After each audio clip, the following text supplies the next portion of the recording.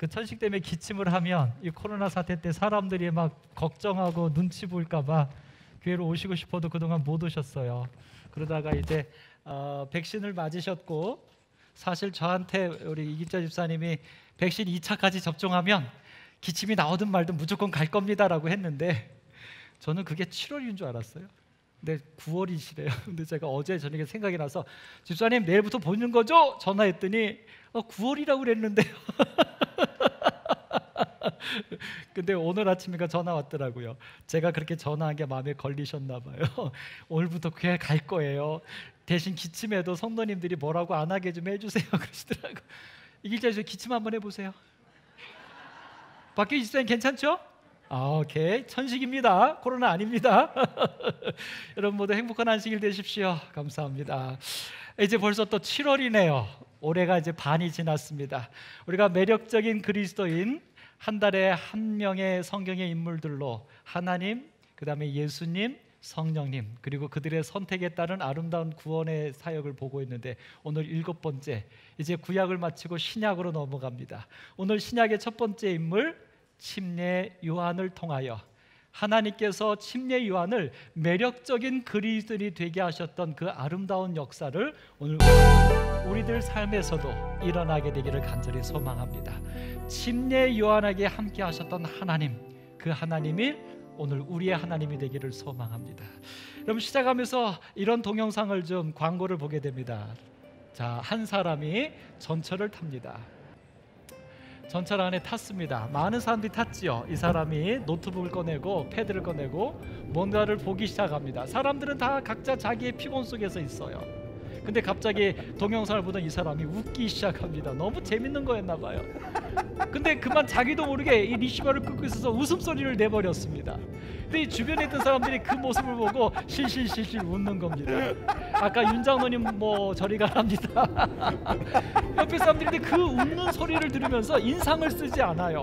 하나 둘 따라 웃기 시작합니다. 근데 결국 나중에는 이 모든 사람들이요, 아이고 참 저 사람 좀 맛이 갔나?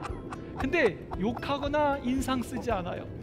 이제 나중에는 이 전철 안에 있는 사람들이 하나 둘 이 웃음에 감염돼서, 여기까지 감염됐네. 다 소리를 내서 다 웃기 시작합니다. 다 뒤집어진 거예요 이제. 그러니까 아무것도 없었어요. 그냥 한 사람의 웃음소리가 이 전철 안에 정말 지치고 힘든 그 모습으로 가는 그들 모두에게 기쁨이 되게 한 겁니다. 사실 근데 이것은요, 계획한 것이었어요. 코카콜라에서 웃음은 전염된다라는 프로젝트를 가지고 저 사람을 그렇게 하게 했고, 전철 안에 있는 사람들에게 웃음을 끌어내기 위한 캠페인으로, 그래서 저 코카콜라가요, 저 캠페인을 여러 곳에서 해서 그곳에 있는 사람들에게 기쁨을 선물했고, 웃은 다음에는 코카콜라가 조그만 선물을 주면서 그들의 광고를 하고 있습니다. 여러분, 맞습니다. 여기서 말한 것처럼 행복은 웃음에서 시작될 수 있습니다. 아니요, 좀 더 말하면 행복은 전염됩니다. 근데 과학자들이 이것을 연구해 봤어요. 이 웃음만이 아니라 표정도 전염된답니다. 표정도. 그래서 여러분, 우리 아이들 앞에, 여러분이 아이들 앞에 예뻐서 이렇게 아이를 웃기게 하려고 할 때, 여러분 솔직히 이런 분 계십니까? 웃으란 말이야. 아이들이 웃을까요? 아이들을 웃기게 하려면 우리가 어떻게 합니까? 우리가 웃죠. 막 웃으면서 막 별 표정 다 지면서 표정도 전염됩니다. 결국 우리들의 모든 표정과 모든 것들이 내 옆에 있는 이들에게 무언가 영향을 준다는 것입니다. 오늘 여러분은 어떤 표정을 짓고 계십니까? 아니 여러분, 우리가 정말 웃음을, 행복을 전염시키기 위하여 우리는 무엇이 필요한가요? 매력적인 그리스도인이, 정말 매력적인 그리스도인이 되려면 우리에게는 무엇이 필요할까요? 오늘 침례 요한에게 찾아왔던 그 매력, 그 하나님이 오늘 여러분과 저의 하나님이시기를 간절히 소망합니다. 누가복음 1장 11절과 12절에 보면 주의 사자가 그에게 나타났어요. 여기서 말한 그는 침례 요한의 아버지 제사장 사가랴에게 나타났습니다. 특별히 언제 나타났냐면 이 사가랴가 자기의 순번을 따라서 성소에서 하나님께 제사를 드릴 때, 성소 안에 있을 때 천사가 나타났어요. 그런데 문제는 여기 12절에 말합니다. 사가랴가 보고 놀라며 무서워했습니다. 여러분, 천사가 나타났는데 아마 그 표정을 심각하게 인상 쓰면서 나타났을까요? 분명 아닐 겁니다. 그런데 이 사가랴는 그 천사가 성소 안에 있을 때 천사가 나타났는데 무서워하고 놀랍니다. 왜 그랬을까? 왜 그랬을까? 근데 그 천사가 나타나서 이렇게 말해요. 사가랴야, 무서워하지 말라. 천사가 기분 나빴나 봐요. 천사가 화가 났나 봐요. 야, 너 왜 나보고 무서워해? 내가 너 잡아먹니? 그래서 근데 한마디 더 해요. 너의 간구함이 들린지라. 그러니까 천사가 지금 나타난 이유가 뭐냐면 사가랴가 간구했어요. 기도했어요. 그 기도에 응답을 해주려고 천사가 나타났는데 사가랴는 뭐 한 겁니까? 놀라고 무서워해요. 여기 얼마나 황당합니까? 그런데 여러분, 이 사가랴에 대해서 성경은 이렇게 평가하고 있어요. 이 사가랴 제사장에 대해서 뭐라고 평가하냐면 제사장 한 사람이 있었으니 이름은 사가랴요. 그의 아내는 아론의 자손이니 정통 제사장 집안이에요. 이 두 사람이, 사가랴와 그의 아내 엘리사벳, 이 두 사람이 하나님 앞에 누구였다? 의인이었다. 그러니까 이 예수님 당시거든요. 침례 요한의 아버지니까 그때 당시 우리가 성경에 보는 것처럼 이미 제사장 직분이 돈을 주고받고 하는 이미 많이 변질된 상황이었어요. 또 예수님을 십자가에 못 박으라고 했던 것이 대제사장이었던 것을 보면 이 대제사장이라 할지라도 이미 사이사욕에 넘어가서 예수를 죽이는 데까지 버려질 만큼 이 제사장 그룹들도 많이 변질됐어요. 근데 그 중에서 이 사가랴는 누구였다고요? 의인이었대요. 근데 어떻게 의인이었냐면 주의 모든 계명과 규례대로 흠이 없이 행하는 자였어요.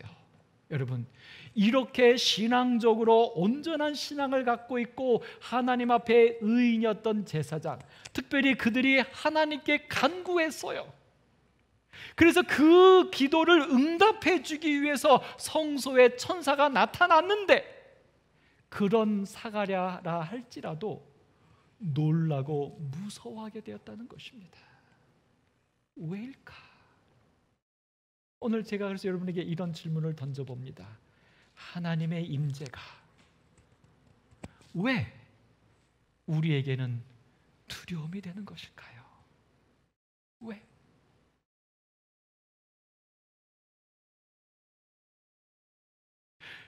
여러분과 제가 하나님 믿잖아요. 하나님 사랑하잖아요. 근데 왜 우리의 삶에 하나님이 그렇게 기도하고 간구하고 있음에도 불구하고 왜 우리들의 삶에 두려움이 떠나지 않는 것일까요?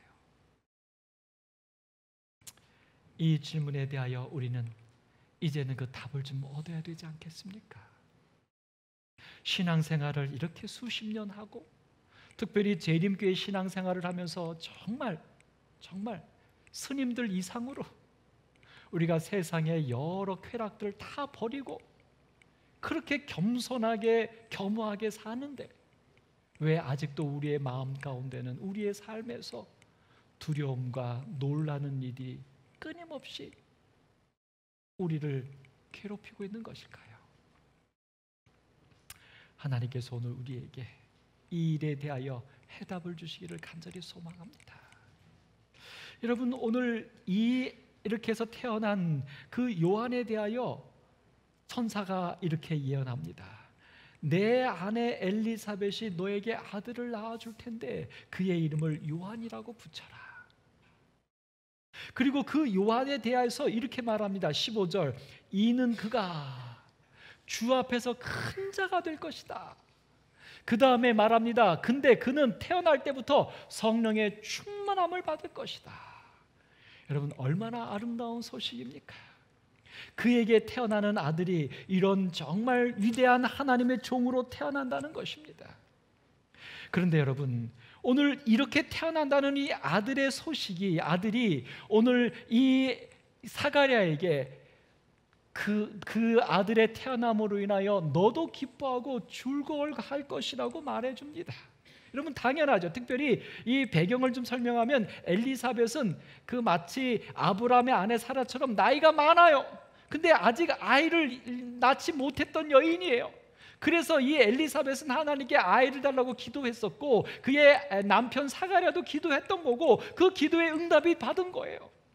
그래서 이 아들이, 그런 아들이 태어나면 기쁩니까? 안 기쁩니까? 당연히 기쁘지요. 당연히. 이 요한은 이 사가랴와 엘리사벳에게 분명히 기쁨의 이유입니다. 근데 여러분, 가만히 한번 보면 이 요한은 사가랴에게 정말 기쁨이었을까? 요한의 삶을 좀 봅시다.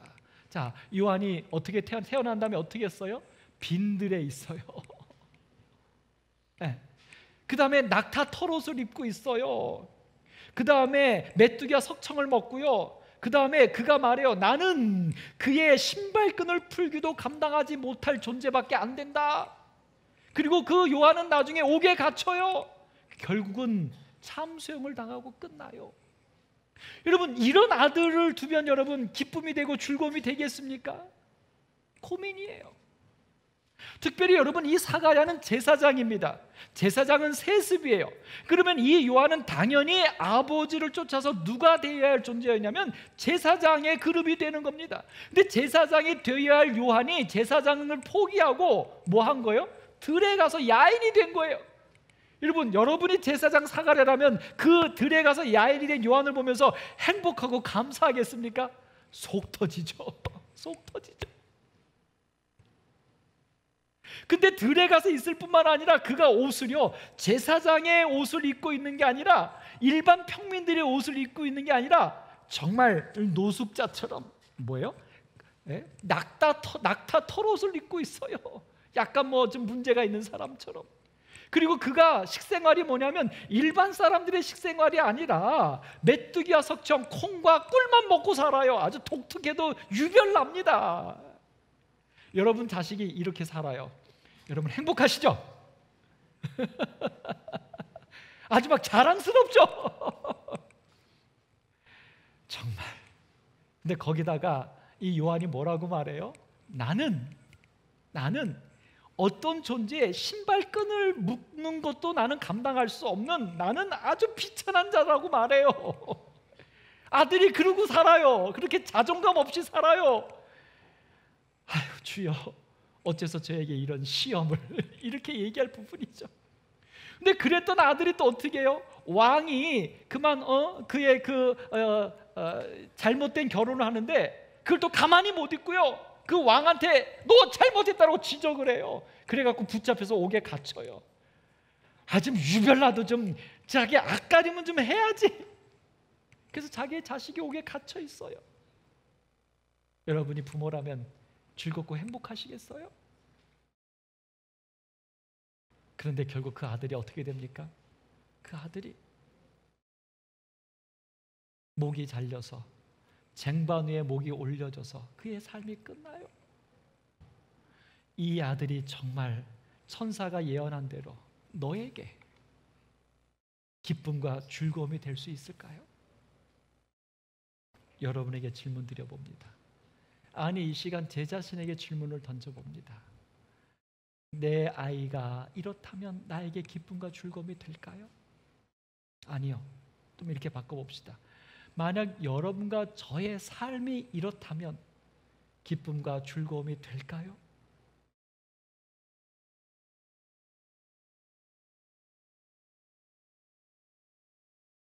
이 질문에 대한 이제 오늘 우리의 답이 필요할 때가 되었습니다.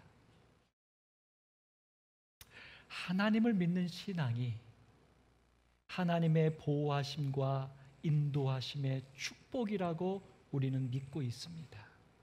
그런데 그 하나님의 인도하심과 보호하심과 축복이 과연 어떤 것인지에 대하여 이제는 이 지구 마지막 때를 앞두고 예수의 재림을 앞둔 이 시점에 분명히 우리가 한번 되돌아보아야 합니다. 만약 지금 이 침례 요한에게 일어났던 사실이 우리에게 불행이고 절망이고 근심이고 괴로움이 되고 있다면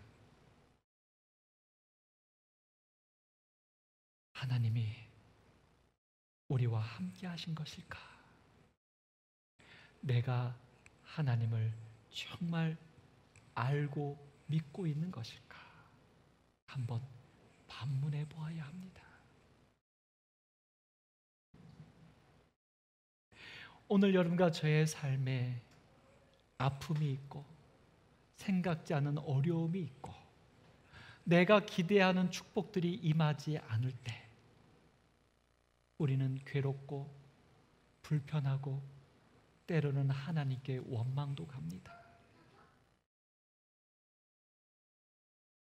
만약 우리의 지금의 믿음으로 그런 일을 우리가 살고 있다면 정말 내가 하나님을 알고 있는지, 그 하나님을 정말 내가 믿고 있는 건지, 내가 정말 하늘나라를 꿈꾸며 살고 있는 그리스도인인지 한번 다시 한번 깊이 있게 야곱처럼 하나님과 씨름하셔야 합니다. 예수님이 말씀하셨어요. 내가 너희에게 화평을 주러 온 줄로 아느냐? 검을 주러 왔노라. 예수님이 제자들을 세상에 보내면서 내가 양을 이리 가운데 보내는 것처럼 염려하셨어요. 사단이 자기의 때가 얼마 남지 않은 것을 알고 우는 사자처럼 광명한 천사로 가장하며 심지어 하늘에서 불이 내려오게까지 하면서라도 택하신 자들을 미혹하고 핍박하려고 하는 시기가 바로 지금입니다. 그런 시기에 여러분과 저는 아직도 신앙의 초창기에 기대했던 하나님을 믿으면 만사 형통이라고 하는 그런 세상적인 기복신앙에 우리의 마음이 가 있다면 우리는 이 마지막 시련의 때에 과연 우리의 신앙을 견뎌낼 수 있을까? 오늘 여러분 여기 두 번째 침례 요한에 대해서 성경은 말합니다. 예언합니다. 많은 사람도 그의 태어남을 기뻐하겠다. 자, 그러면 이 예언에 대해서도 한번 침례 요한의 삶을 생각해 보면 어떨까요? 여러분, 이 침례 요한이 광야에서 외치는데 이렇게 말합니다. 독사의 자식들아!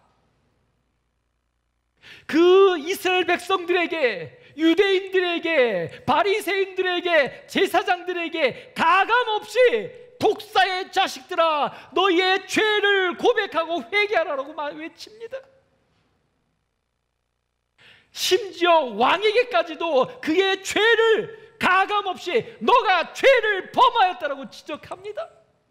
여러분, 이런 사람이 내 앞에 있다면 내가 행복할까요? 나의 허물을, 나의 죄를 있는 그대로 지적하여 드러내고 나를 괴롭게 하는 사람이 있으면 그가 나에게 기쁨이 될까요? 뿐만 아니라 도끼가 지금 나무 뿌리에 지금 있으니 이제 찍어서 버릴 거라고 강력한 심판을 경고합니다. 우리에게 두려움을 외칩니다. 우리에게 그런 사람의 소리가 기쁨일까요?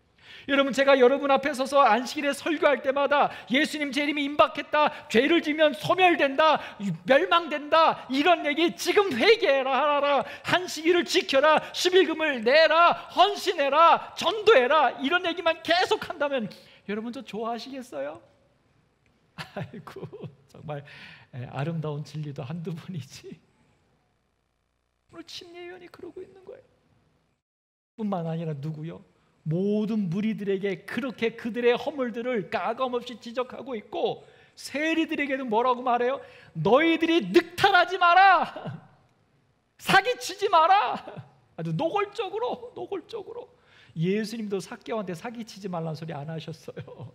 그냥 가서 나눠줘라 그랬지. 그 다음에 군인들한테는요, 군인들은 로마 사람들 아닙니까? 군인들한테 뭐라고 말해요? 너희들이 권력을 가지고 횡포하지 말고 주는 봉급 외에 더 착취하지 말라. 아니, 있는 그대로 막 노골적으로. 여러분, 헤로드 왕한테까지. 여러분, 이 요한의 존재가 사람들에게 기쁨이요 즐거움이 됐겠습니까? 근데 분명히 천사는 뭐라고 예언해요? 너의 아내가 임신하여 아들을 낳을 텐데 이름을 요한이라고 해라. 그 요한이 너희에게 기쁨이 될 뿐만 아니라 많은 사람들에게도 그가 태어난 것이 기쁨이 되리라. 그럼 우리는 생각해 봐야 됩니다. 하나님이 거짓말하신 건가? 아니면 우리가 생각하는 기쁨의 내용이 다른 것인가? 하나님의 축복에 대한 우리의 개념이 다른 것인가? 하나님께서 우리에게 요한이 기쁨이 되게 해주시기를 간절히 소망합니다. 오늘 그 요한이 사람들에게 기쁨이 되려면 여러분 보십시오. 이 요한이 존재하는 것은 하나님이 점지해서 태어나게 한 나실인입니다. 요한이 아버지와 엄마에게 기쁨이 되고 사람들에게 기쁨이 된다는 얘기는 그 요한을 태어나게 하신 하나님의 존재가 그들에게 기쁨이 되어야 합니다.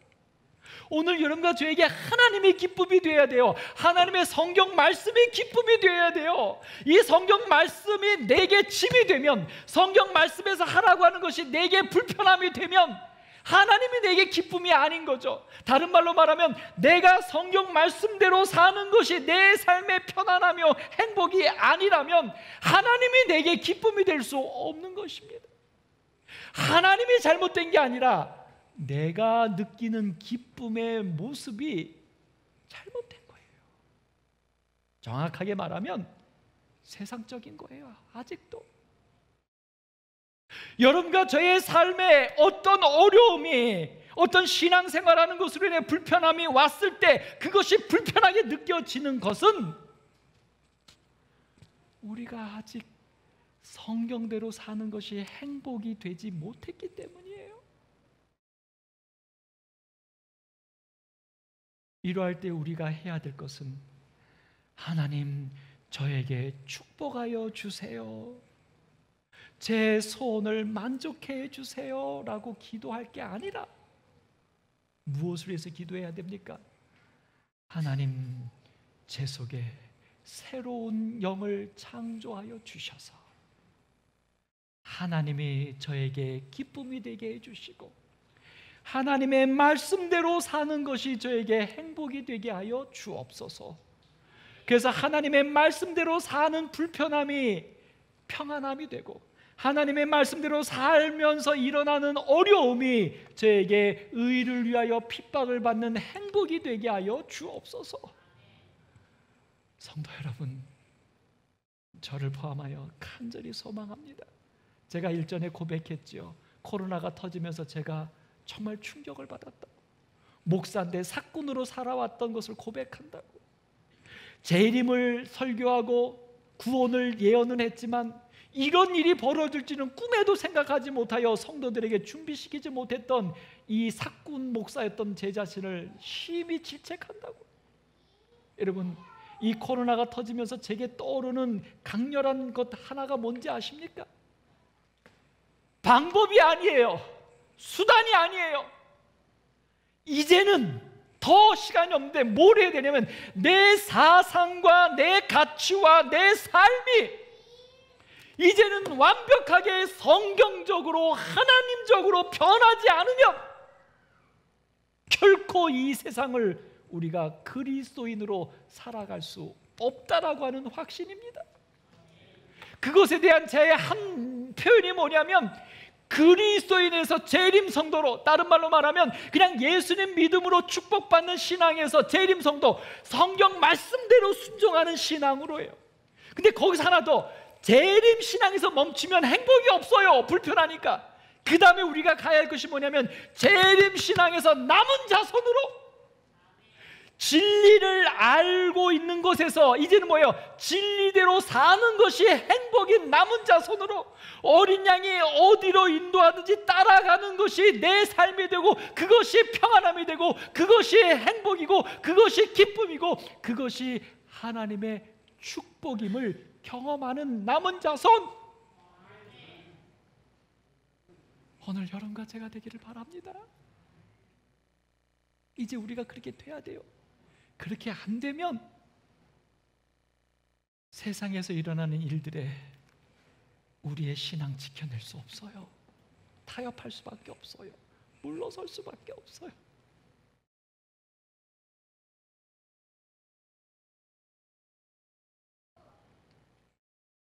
이 진리가 너무 제게 간절합니다. 제 자신도 그렇고 저희 아내나 저희 아이들에게도, 그리고 제가 함께 보듬고 있는 우리 성도님들에게도, 제가 몸담고 있는 우리 재림교회에도 지금 제가 말씀드린 이 사실이 너무 절실합니다.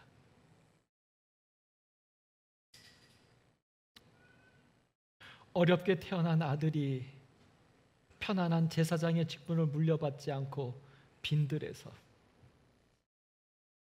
멋들어진 제사장복을 입지 않고 허름한 옷을 입고 있고, 제사장에게 주어진 아름다운 음식을 먹지 않고 메뚜기와 석청이나 먹고 있고, 감옥에 갇히고 일찍 죽을지라도 그 삶이 예수님께서 말씀하신 것처럼 여인이 낳은 자 중에 가장 큰 자라. 세상적으로는 볼품없이 허름하게 살다가 간 것이지만 그 요한의 생애는 예수님을 침례를 주고 예수님이 세상 죄를 지고 가는 메시아라는 사실을 알려주고 사람들의 마음을 준비시켜서 예수님을 받아들일 수 있도록 해줬던 그 요한의 삶은 세상에서 가장 멋들어진 자녀의 삶이었던 것입니다. 사람들에게 그들의 죄를, 그들의 허물을 지적하여 그들을 회개하게 하고, 회개하려고 하는 자들에게 침례를 주어서 그들에게 용기를 주고 그들을 하늘로 인도하게 했던 그 침례 요한의 생애는 독소를 퍼붓는 괴로움의 사람이 아니라 정말 그들을 진심으로 사랑하여 그 사람들에게 영원한 행복을, 진짜 삶을 허락해 주려고 했던 강렬한 사랑이 넘쳐났던 정말 고마운 존재인 것입니다. 오늘 여러분과 제가 이 요한의 삶이 오늘 우리들에게도 기쁨이 되고 즐거움이 될 수 있기를 소망합니다. 그리고 여러분과 저의 삶도 이 요한의 삶이 되어서 오늘 내 사랑하는 모든 이들에게, 그리고 내가 알지 못하는 모든 이들에게도 나의 존재가 그들에게 정말 영원한 행복과 진실한 삶을 소개하는 아름다운 축복이 되기를 간절히 소망합니다. 이 이야기에 천사가 말하지요.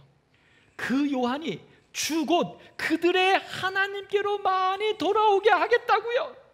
그의 삶은 그렇게 끝날지라도, 그가 그렇게 독서를 외칠지라도 그것이 문제가 아니라 그런 그의 삶을 통하여 많은 사람들을 올바른 하나님의 길로, 구원의 길로 인도하겠다는 것입니다.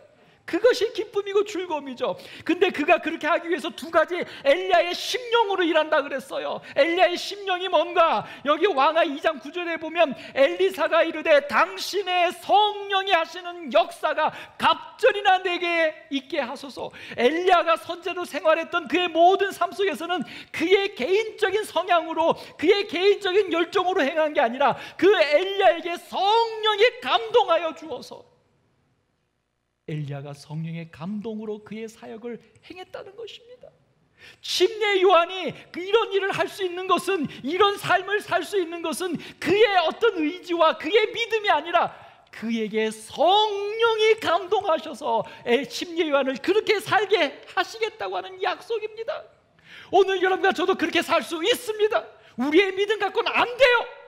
그러나 침례 요한에게 있었던, 엘리야에게 있었던 그 성령의 역사가 오늘 우리에게 임하면 우리도 사상이 바뀌고 가치관이 바뀌고 행복의 이유가 바뀌고 우리의 삶의 모습이 바뀌어서 우리도 우리 주변에 있는 이들에게 진정한 행복자가 될 수 있다는 것입니다. 그 다음에 능력으로 그 일을 한다고 그랬어요. 여러분, 엘리야의 능력은 갈멜산에 불이 내려온 겁니까? 아니에요. 엘리야의 능력은 무엇이냐면 여기 말해요. 아버지의 마음을 자녀에게로 돌아오게 한다고요. 요즘 흐트러져 버린 가정, 부모 같지 않은 부모들이 존재하는 이 망가진 가정, 이 세상에 다시 정말 부모답게 하고 자녀답게 하고 사람답게 하는 이 회복이 바로 이 엘리야의 역할을 통하여 이르러 온다는 거예요. 그게 능력이에요. 여러분, 지금 그것보다 더 필요한 게 어디 있습니까? 이 세상에, 우리 지금 세상에 코로나보다 더 중요한 게 뭡니까? 사람이 사람다운 거, 아버지가 아버지답고 자식이 자식다운 거, 이게 지금 이 세상에 더 큰 문제 아닙니까? 이것을 되돌이킬 수 있는 그 사역, 그게 요한의 사역이라는 거예요. 성령의 충만하심이라는 거예요. 이걸 누가 해야 합니까? 오늘 여러분과 제가 하지 않으면 누가? 뿐만 아니라 거스르는 자를 의인의 슬기로 돌아오게 한다.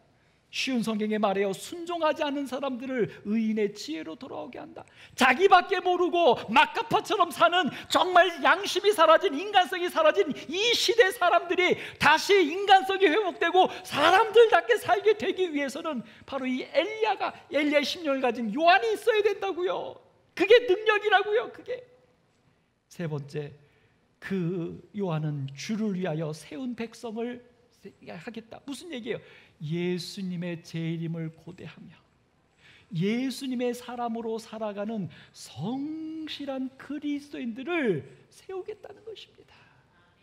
여러분들이시여, 오늘 여러분과 제가 이렇게 서게 되기를 간절히 바랍니다. 그리고 이렇게 서게 된 여러분과 저에게 성령의 능력과 인지하심으로 우리도 이 세상에 이러한 문제들을 해결하는 하나님의 사람, 매력적인 그리스도인이 되기를 간절히 소망합니다. 여러분, 한 동영상입니다. 보십시오. 고등학교 같죠?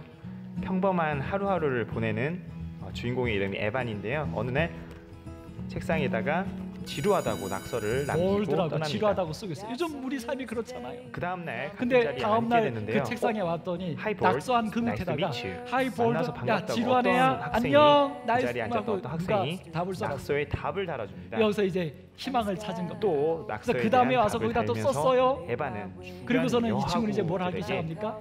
그것에 답을 해준 친구가 누굴까를 찾는 겁니다. 그 주변에는 여자친구들을 다 살피면서 젤까 서로서로의 그리고 또 답을 썼고요. 또 답이 왔습니다. 네, 이제 이 친구는 이 미령의 여자가 누굴까에 대한 관심을 가지고 그의 페이스북에서 막 찾습니다. 누굴까? 그리고 마지막에 거기다 써놔요. 너 누구니? 그리고 이제 그 답을 기다리러 이제 갑니다. 너 누구니? 그 여자가 누굴까? 이 궁금증을 참지 못하고 결국은 넌 누구니? Who are you? 너 누구야? 드디어 이제 질문을 합니다. 그리고 이제 그 답을 썼을까 하고 갔는데 도서관 문이 닫혔어요. 여름방학이에요. 낙심하고 돌아가게 됩니다.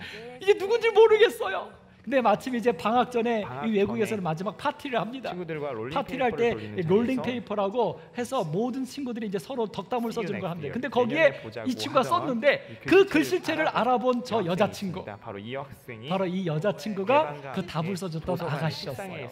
그래서 아주 그 기다렸던 예쁜 여자친구를 만나게 됩니다. 그런데 바로 이때 달콤한 로맨스가 연출되는가 했더니 총기 난사가 이어집니다.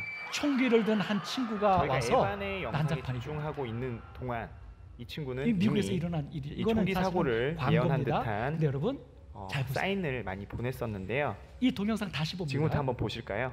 다시 봅니다. 에반이 공부하는 장면에서도 여기 이 친구 보여요? 여기 총 들고 에반이 있는 거? 첫 번째 메시지에 설레던 여기 장면에서도 이 친구 지금 막 화나는 거 보여요?